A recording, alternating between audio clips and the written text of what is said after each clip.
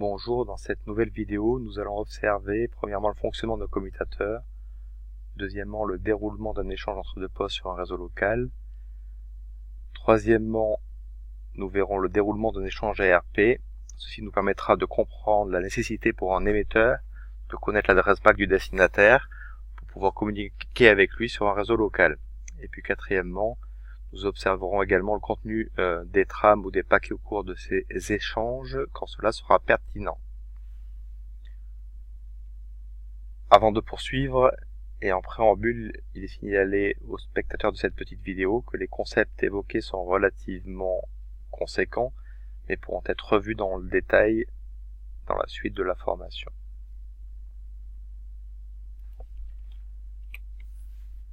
Pour mettre en place notre scénario, nous avons besoin d'une maquette réseau support. Elle comporte un commutateur et 4 postes. Le fichier est fourni par le formateur. Il s'appelle probablement un switch ICMP ARP. Voici la maquette. Pour rappel, afin de faciliter la démonstration, nous essayons de donner à ces 4 PC des adresses significatives et mnémoniques. Par exemple, PC1 a une adresse IP qui se termine par .1, PC4 par .4. Et si on regarde les adresses MAC, elles ont été également renseignées avec une valeur spéciale. PC1, son adresse 00E0F9000001 se termine donc par 1. PC4, elle se termine par 4 comme vous le voyez ici dans la bulle. PC3 par 3 et PC2 par 2. Ensuite, il nous faut passer en mode simulation. Le mode simulation s'obtient en bas à droite en cliquant sur le petit chronomètre, ce qui ressemble à un petit chronomètre et qui s'appelle donc le mode simulation. Nous allons sélectionner les protocoles qui nous intéressent. Nous nous intéressons au protocole ARP qui permet d'obtenir l'adresse MAC d'un poste et ICMP qui permet de tester la communication entre différents postes. Nous allons supprimer le troisième protocole. Pour cela, on clique sur Edit Filter et dans le troisième onglet, on décoche LLDP qui ne nous intéresse pas. On clique à côté, on vérifie que les deux seuls protocoles sont bien visibles ici et sont ARP et ICMP. Ensuite, nous aurons besoin de visualiser la table MAC-port pendant les échanges. Dans la vidéo précédente, on avait vu que l'outil Loop ou Inspection permet de visualiser graphiquement une table ou un élément d'un équipement. On va essayer de placer cette table par un double clic ici, de la réduire légèrement. Vous avez un peu plus de place que moi probablement, donc vous pouvez adapter vous aussi l'agencement des fenêtres. Ensuite, on aura besoin de connaître le cache des deux machines qui vont communiquer. Là, je préfère les mettre dessus pour pouvoir les visualiser plus facilement. Et donc PC4.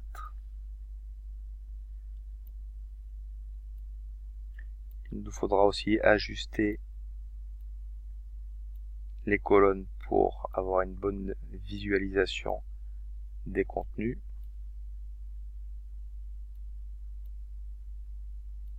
Voilà. La communication test va se faire dans un premier temps entre PC1 et PC4 et notre environnement de travail est maintenant prêt. Pour voir les étapes pas à pas, on utilisera le bouton Capture Forward plutôt que le bouton Auto Capture qui déroule de manière automatique les différentes étapes alors que nous souhaitons nous arrêter à chacune de ces étapes. Pour rappel, pour lancer facilement et graphiquement une communication, on utilise la petite enveloppe fermée en pointant ensuite l'émetteur puis le destinataire. Ce que l'on constate maintenant, sans rentrer dans le détail d'analyse des trames, c'est qu'un paquet ICMP s'est bien préparé.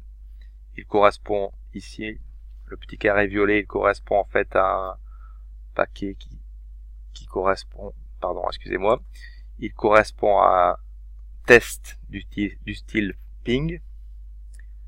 Il correspond, à un test qui signifie ping. Je vais y arriver.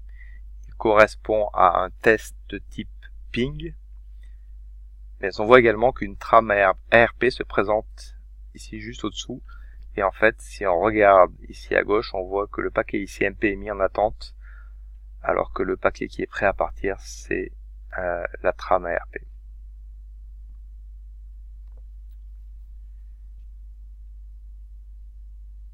On peut consulter le contenu de ces paquets et voir par exemple que la source IP est bien l'adresse IP de PC1, l'adresse destination est bien l'adresse IP de PC4. Et si on regarde le détail du paquet vers ARP, on voit que la source est l'adresse MAC de PC1 et la destination est FFF, ce qui est, je vous le donne en 1000 caractéristiques des broadcasts. En fait, on cherche à connaître l'adresse MAC de PC4, donc on envoie à tout le monde pour obtenir cette information. En effet, sur un réseau local, un PC ne peut pas communiquer avec un autre PC sans connaître son adresse MAC. Donc là, le ping identifie le destinataire avec l'adresse IP. Il faut donc, puisque dans son cache ARP ici, PC1 ne possède pas encore l'information de l'adresse MAC, il faut résoudre cette adresse IP en adresse MAC. C'est ce qui va se passer dans un premier échange. On continue maintenant le déroulé de ces opérations. Donc en cliquant sur Capture Forward, la trame parvient au commutateur. Le commutateur la reçoit. Il va la diffuser à l'ensemble des postes. C'était prévu puisqu'il s'agit d'un broadcast.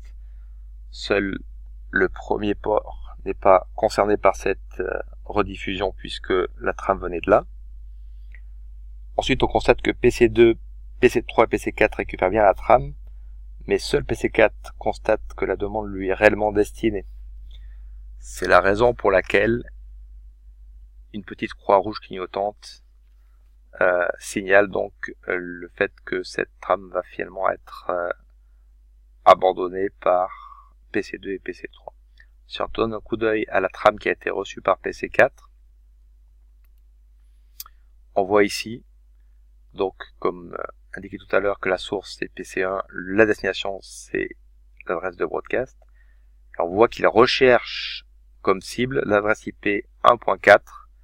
Pour l'instant, il ne connaît pas encore l'adresse MAC. C'est ce que va lui répondre, en fait, ce que va lui donner comme information, PC4 à PC1 dans une trame de retour. On avance pour visualiser ça. On remarque au passage que PC4 a stocké dans sa table ARP la correspondance entre l'adresse IP de PC1 et son adresse MAC. En revanche, PC1 ne l'a pas encore. On remarque également que la table MAC-port se remplit au fur et à mesure. À l'aller, elle a récupéré l'adresse MAC de PC1 et au retour, elle a récupéré l'adresse MAC de PC4 et le port auquel cette adresse MAC est associée, le port numéro 4. Maintenant que PC1 connaît l'adresse MAC correspondant à l'adresse IP recherchée, l'adresse IP avec laquelle elle souhaiterait communiquer, le paquet ICMP va pouvoir partir et effectivement ici il est prêt à partir.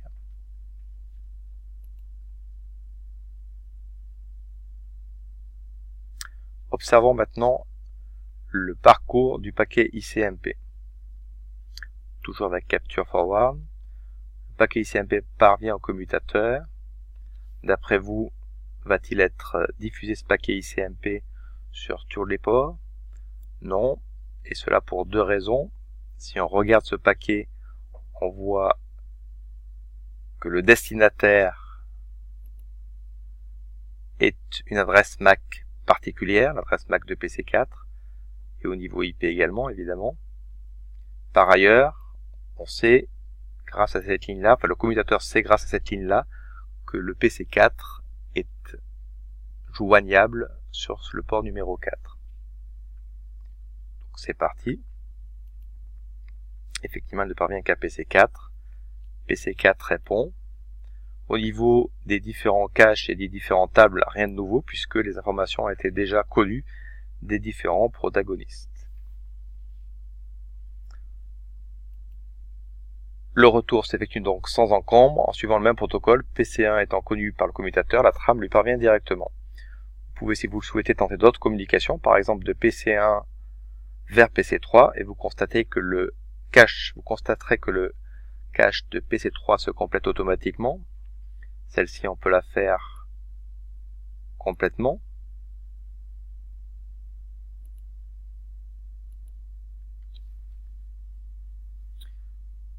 De manière automatique avec le auto-capture. On peut même accélérer ici la démonstration. On n'a pas mis le cache de PC3, donc on ne peut pas le visualiser, mais il aurait l'adresse de PC1. On voit que le cache de PC1 récupère bien l'adresse MAC correspondant à PC3.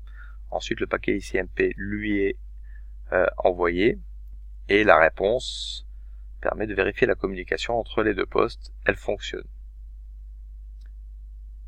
On a vu que la table MacPort s'était remplie d'une troisième ligne. Les petits aléas de la démonstration et du fonctionnement du simulateur fait qu'elle se vide par moment et pas forcément au bon moment. Pour terminer, donc on a également à la fin de la démonstration quelquefois ce petit message d'avertissement. Donc on peut cliquer sur View Previous Event pour pouvoir continuer à voir la liste des paquets qui ont été échangés et aller voir leurs détails. La dernière chose que je voulais montrer dans cette vidéo avant que nous nous quittions, c'était le fait que on pouvait vérifier ici dans la liste des échanges, des tests qui ont été effectués, que les deux communications s'étaient bien déroulées correctement. Donc quand on n'est pas en mode simulation, on voit si effectivement le ping que l'on a envoyé graphiquement est un succès ou un échec. Ici, on voit qu'il y a eu un succès de PC1 vers PC4 et un succès de PC1 vers PC3. Si cette petite fenêtre disparaît, vous pouvez la réouvrir avec la petite flèche. Enfin, si vous voulez refaire un scénario, vous pouvez cliquer sur New, vous pouvez aussi supprimer le scénario en cours pour en recommencer un. Merci de votre attention et à une prochaine fois.